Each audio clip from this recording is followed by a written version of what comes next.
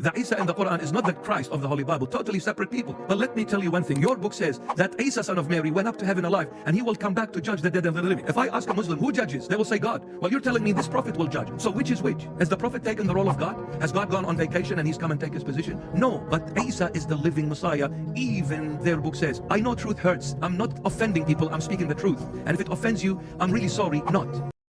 Assalamu alaikum and welcome to Line of Dawa Official. Today we will be debunking the bishop's clown arguments and terrible arguments trying to make Jesus God Almighty.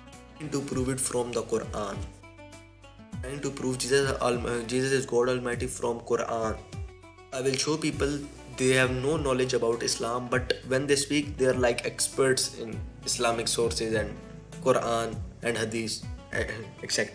The Quranic Jesus and the Jesus of the Bible is totally different entities. Yes, I agree with you. How? If you go to Galatians chapter 3 verse 13, Jesus is cursed. God Almighty, Jesus Christ is cursed. But in Quran, Surah Maryam chapter 19 verse 31, Jesus is blessed. And also in Surah Al Imran chapter 3 verse 45, he is also honored and blessed. But Jesus went up to heaven, so that's why he's God. Elijah also went up to heaven in 2 Kings 2 verse 11. And it says that Jesus will judge the dead and the living. He lied about the Quran. Either they don't have knowledge or they learn facts from Google or WhatsApp University, I don't know. If you go to Quran, he's quoting Quran chapter 43 verse 61, where he says that Jesus will be coming, will be the sign of the coming of the hour of the judgment, not he will judge. He's quoting a hadith and he did not know. He is quoting Sahih Muslim hadith number 287. That Jesus will come up and descend from heaven and he will judge, not judge justly, rule justly, not he will judge the dead and the living. They put their own words trying to paint Jesus Christ as God Almighty.